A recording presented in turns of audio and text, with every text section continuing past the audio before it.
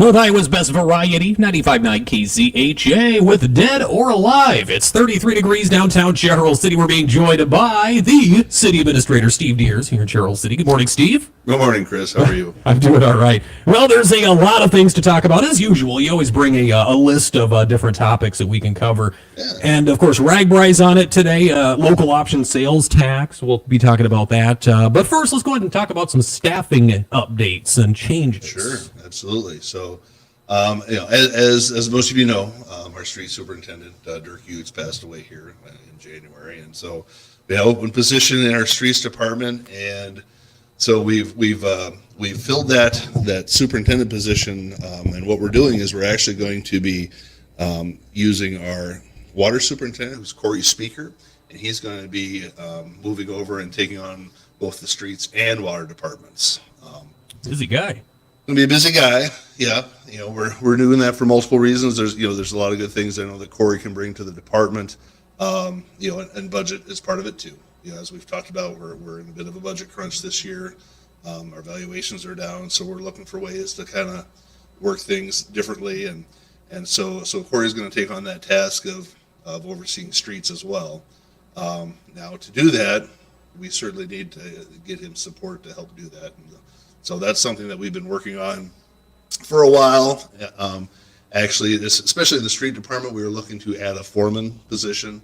And so now we're going to be doing that. And so we're going to be adding a foreman in the street department and also adding a water department lead position. So when he's in one spot or the other, he'll have his main people there and have some structure to help out. And so that's going to help. We advertised for that here this last week. We're going to be doing interviews here tomorrow, actually, on those, and then we're also going to be adding a position in an entry level position in both streets and water.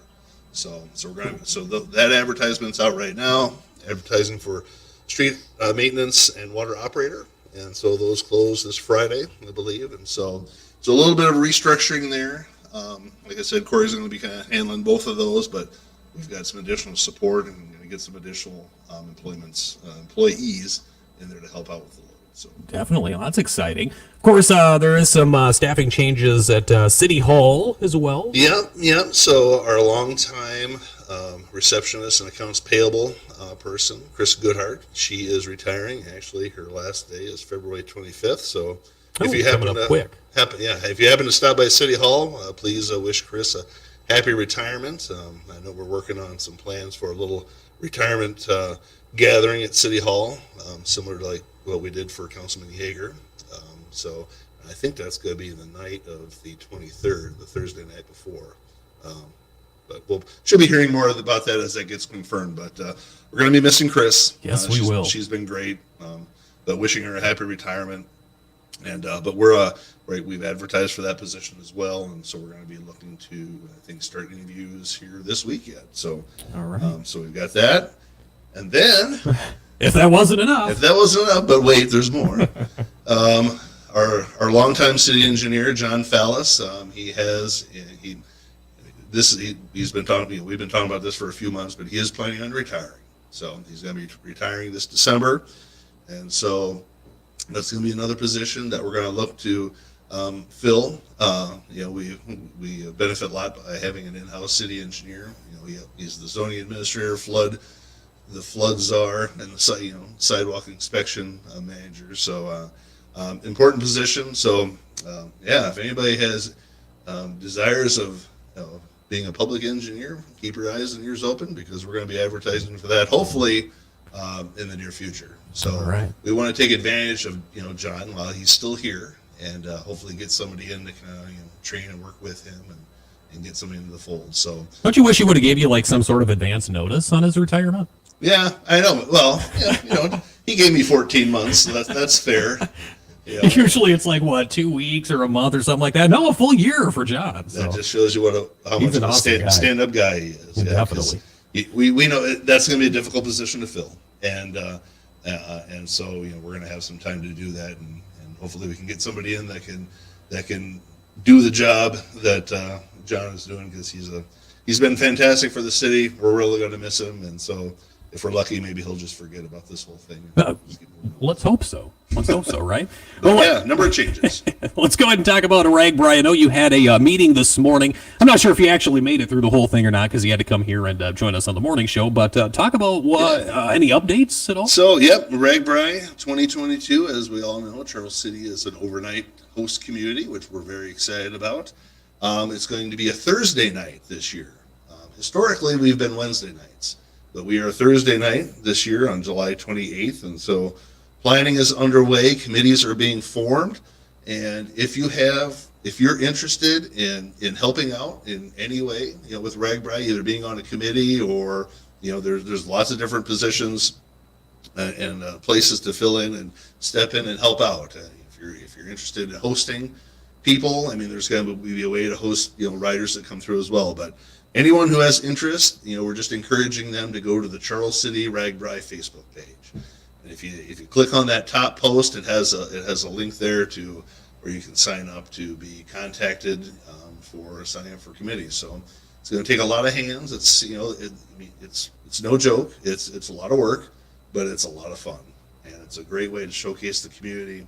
And it's just a really good time. So anyone who's interested, please reach out. You can also, contact Ginger at the chamber. That's certainly another way to do it too, Ginger Williams. But the best way is to go to the Facebook page and sign up, and we'll get in touch with you. That's right. If you don't have a bike yet, you still have time to buy one because things get pretty busy here on that day, and it's kind of difficult to get around in a vehicle. So bike is probably the best way to go. It is, but you don't have to ride a bike to be part of Ragbrai. But you don't have to ride a bike to be part of Ragbrai. That's exactly right. So details, just find the Facebook page. What's that called again? It's Charles City Ragbrai. Just Charles City Ragbrai. Okay, yep. Excellent. All right, well, let's talk about the budget process. It's one of your favorite topics. Go ahead and talk about that. Well, it's a topic. I don't know. Favorite one, but it's a big one. It ranks up there. Right? It ranks up there. Obviously, it's a very important thing. We're coming to the end of our annual budget process, which we essentially started in October. And as we've talked about, this year's a bit of a tough year because we're seeing some reduced property valuations and that from the county assessment, and then that got doubled down on by the state and the rollback, because the rollback is down this year. So that means there's on housing at least, there's less being paid in on that. So yeah, it's really kind of impacted this year. We got about $14 million less than we had last year to work with. Wow. So, but yeah, we are coming to the end of that. So this March 7th, our first meeting in March, will be the night that we hold our public hearing on what's called the max levy. Okay. So that is part of the total levy that the state rolled out a new process for showing the differences from year to year on the increase or decrease in amount of funds being spent. So not only does it talk about the levy rate, it also talks about the total funds being spent. So this year the max levy rate's actually a negative 3.7 because our valuations are down, and so while the levy rate is going to go up some, it's doesn't compare to how much the total levy went down. So the total spending is down just because we have less valuations to spend to work with, and but nonetheless, that hearing will be not this Monday, but Monday, March 7th, that we hold that max levy hearing. Okay. 2 weeks later, we'll have our hearing on the actual budget itself, and that's where we'll see the full levy rate. We're looking at a levy rate of $16.20. So that's up 22 cents from last year. Okay. As I said before, with the valuations going down, the rate has gone up some, but we're actually going to be spending some of our cash reserves this year as we use some of those just to kind of offset for it's a lean year, so we're going to be coming in. So we wanted to keep the levy rate reasonable, and so it is going to go to $16.20, but yeah, we are going to spend from some of our cash reserves a little bit. So okay. So how about local option sales tax? So local option sales tax is another piece of the city budget and funding formula. Historically, local option sales tax is a voter approved sales tax for 1% of sales for service and goods, and that money is used for a dedicated purpose. And in Charles City, we've dedicated that purpose for street and road repair. And so we've actually put together a really really helpful flyer that's kind of making its way out and about, and you'll see that. It's pretty impressive, I have to say, when you look on there and it's just from 2004. We've had this since 1997, so we have good data back to 2004 to present, and shows all the streets that have had work done and projects done, and so it's, I can't show that on radio, obviously, but it's really neat to see. But in the last 10 years, we've generated about $7.8 million in local option sales tax revenue is what we've collected.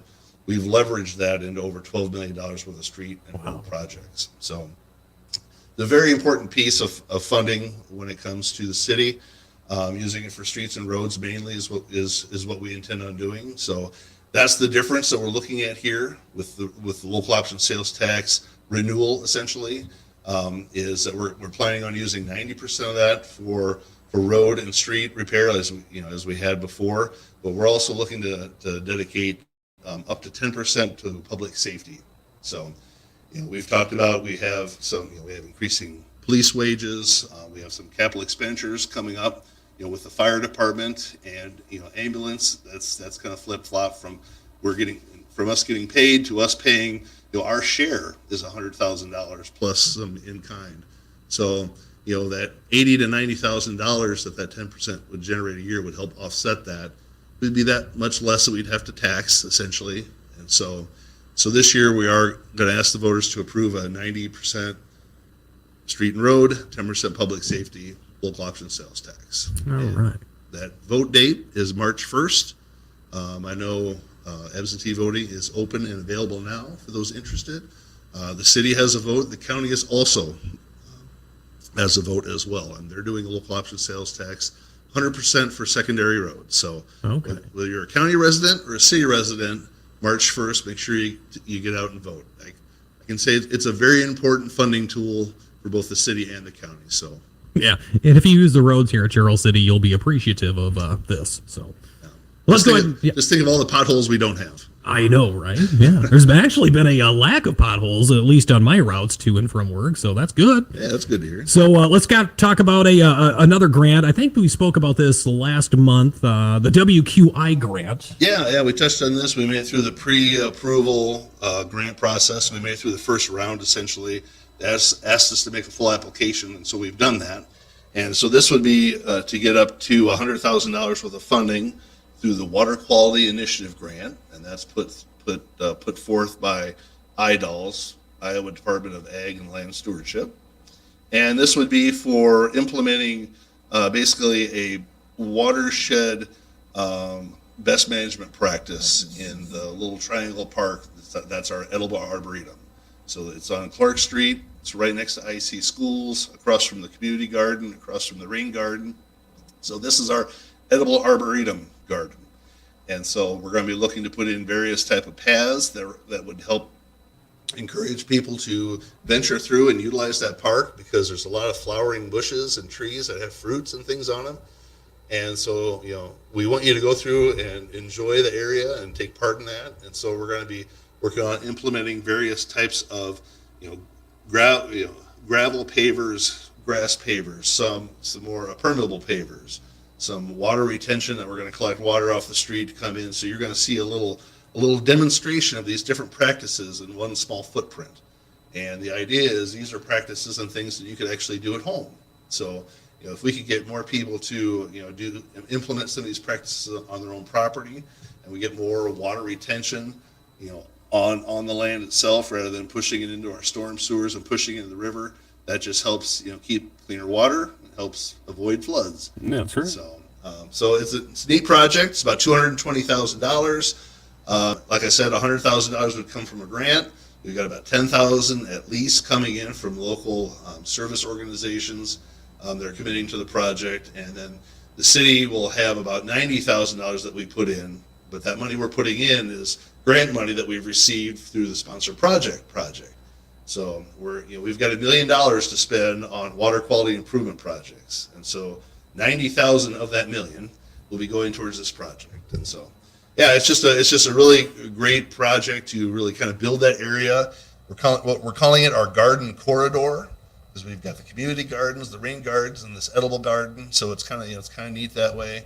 and it's just a great way to really demonstrate those practices to show, a lot of these things that we've been doing, out on farms, on fields, in different areas around town. You can see a microcosm of that. So pretty exciting. Yeah, it is pretty exciting.